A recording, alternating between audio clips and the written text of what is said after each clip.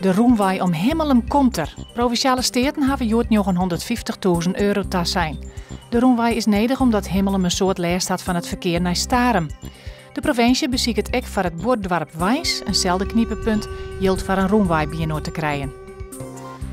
Het glastuinbedrijf van Kok van Overbeek uit Bitgem wordt 2 keer zo groot. Het gaat om een investering van goed €9 miljoen. In de kassen zal Van Overbeek verschillende soorten snacktomaatjes kweken. Er is verlet van 50 extra werknemers.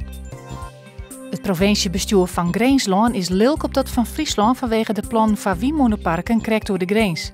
2 van de 3 wienparken liggen dicht bij Zoutkamp. Het derde krijgt boeten post. De effecten van de wienmoenen binnen dan ik in Greenslaan te vernemen. Verschillende gemeenten binnen op dit stuit drokdwamden met de bestrijding van de Ike-processieroep. De roep komt op heel tijd meer plakken in Friesland voor. Een specialiseerde ploeg rommelt de nersen op. Vannacht opklarings. Het wordt net warmer als 10 graden. Er zit een zwakke noordenwind. Morgen komt de wind uit het noordesten, er is geregeld zinnen en het wordt 21 graden.